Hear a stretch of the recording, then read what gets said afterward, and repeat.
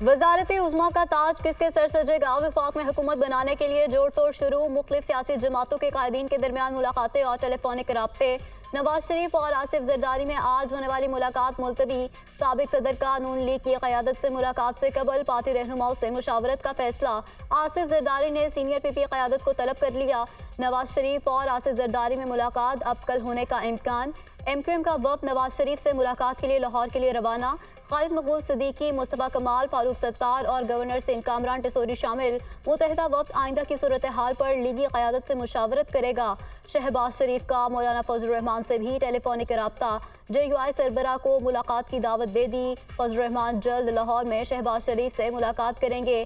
मुस्लिम league नून ने आज़ाद उम्मीदवारों से राब्ते के लिए 3 रुकनी कमेटी कायम कर दी। इसहाक डार, सरदार अयाज सादिक, राना सनाउल्लाह कमेटी में शामिल।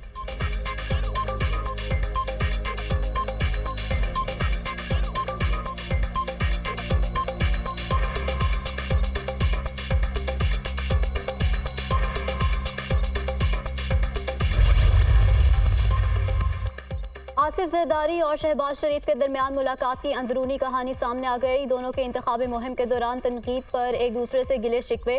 पीपल्स पार्टी की क़यादत ने बेजा तनकीद की। शहबाज शरीफ का शिकवा, वो इलेक्शन का हिस्सा था, उसको अब ख़त्म किया जाए। साबिक सदर आसिफ अली जरदारी की तसल्ली, आप भी तो जलसों में पीपल्स पार्टी पर तनकीद करते रहे। साबिक सदर का शहबाज शरीफ से मुकालमा, अब हमें हुकूमत साजी के लिए मामलात तय करने चाहिए। जमहूरियत में इस्तेहकाम के लिए मिलकर फार्मूला तय करना होगा। आसिफ जरदारी की गुफ्तगू।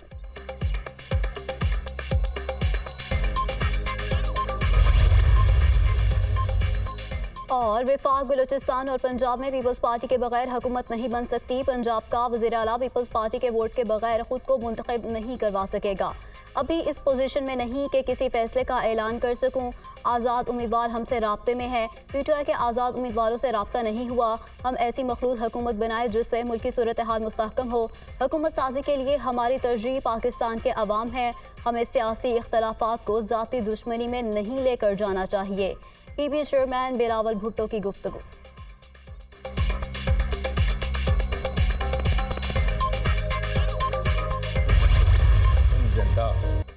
कराची ने MQM को चुनकर फैसला किया कि हम कातिलों को चुन रहे हैं। MQM ने तवील अरसे से कराची को यरगमाल बनाया था।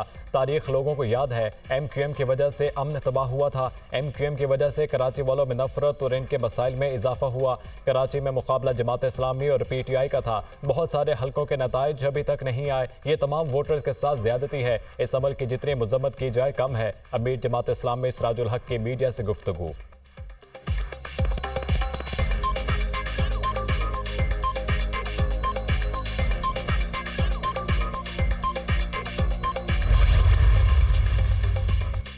NH-11 टेक्सला से आज़ाद उम्मीदवार बैरिस्टर अकील ने सीट जीतकर मुस्लिम लीग नून के नाम कर दी। ये सीट पहले भी नवाज शरीफ की थी, अब भी उनकी है। बैरिस्टर अकील की गुफ्तगू। NA-48 से कामयाब आज़ाद उम्मीदवार राजा खुरम का भी नून लीग में शमूलियत का ऐलान।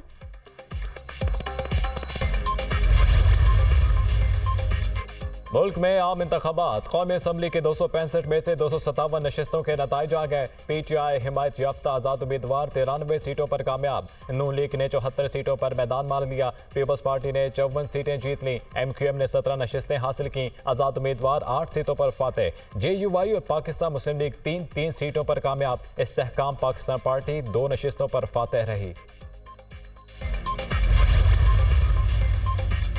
पंजाब असेंबली की 296 नशस्तों में से 295 के नताइज आ गए। पंजाब में नून लीग की 137 नशस्तें, आज़ाद उम्मीदवार भी 137 नशस्तों पर कामयाब। पीपल्स पार्टी को पंजाब असेंबली की 10 नशस्तें मिली। बलूचिस्तान के 51 सूबाई हलकों में से 48 हलकों के नताइज मौसूल। पीपल्स पार्टी 11 नशस्तें हासिल करने में कामयाब। मुस्लिम लीग की 9 नशस्तें, 6 आज़ाद उम्मीदवार कामयाब। JUI को 9 नशस्तों पर कामयाबी मिली।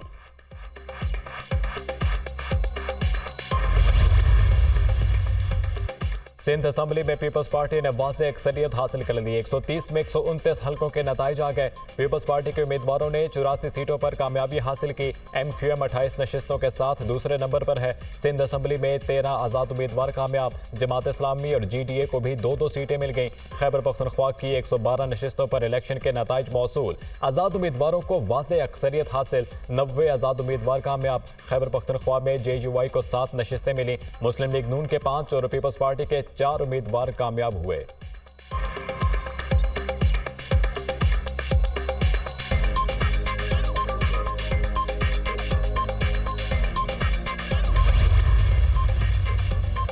Army chief general Asim Munir की आम इंतखाबात के कामयाब इनेकाद पर पूरी कौम, निगरान हुकूमत, इलेक्शन कमीशन, सियासी जमातों और तमाम जीतने वाले उम्मीदवारों को मुबारकबाद।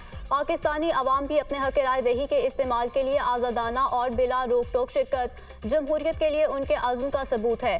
कानून नाफिज करने वाले इदारे बेतहाशा मुश्किलात के बावजूद इंतखाबी अमल के लिए महफूज माहौल बनाने के लिए हमारी सबसे ज़्यादा तारीफ के मुस्तहिक हैं। मीडिया, सिविल सोसाइटी, इंतजामिया और अदलिया के तामीरी किरदार ने कौमी तारीख की सबसे बड़ी इंतखाबी मश्क के कामयाब इनेकाद को मुमकिन बनाया। इंतखाबात और जमहूरियत पाकिस्तान के अवाम की खिदमत का जरिया है। कौम को इंतशार और पोलराइजेशन की सियासत से आगे बढ़ने के लिए मुस्तहकम हाथों और एक शफाबख्श राब्ते की ज़रूरत है। इंतखाबात जीतने और हारने का मुकाबला नहीं, अवाम के मैंडेट का तयन करने की मश्क है। पाकिस्तान के अवाम ने आईने पाकिस्तान पर अपना मुश्तरका एतमाद जाहिर किया है। अब तमाम सियासी जमातों पर फर्ज है कि वो सियासी पुख्तगी और इत्तेहाद के साथ उसका जवाब दें। आर्मी चीफ का कौम के नाम पैगाम।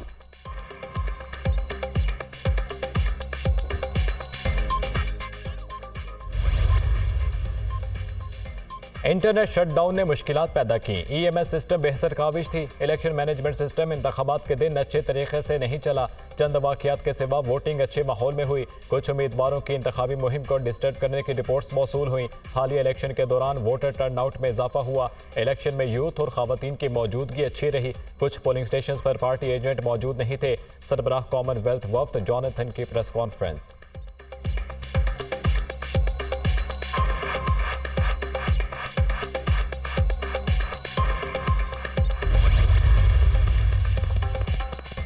इंतखाबात के इनेकाद से बेयकीनी का दौर बंद हो गया। मुल्क में 6 करोड़ के करीब लोगों ने हक राय दही इस्तेमाल किया। इंतखाबात में टर्नआउट 48% रहा। मोबाइल फ़ोन और इंटरनेट की बंदिश से पार्लियामान की कोशिश को नुकसान पहुंचा। फॉर्म 45 की कॉपी 29% पोलिंग स्टेशन के बाहर आवेजा नहीं की गई। इब्तदाई नताइज में ताख़ीर के बायस सवाल उठ रहे हैं। उम्मीदवारों की जानिब से शिकायत को इलेक्शन कमीशन को जल्द हल करने की ज़रूरत है। फाफिन की इलेक्शन से मुतालिक इब्तदाई जायजा रिपोर्ट जारी।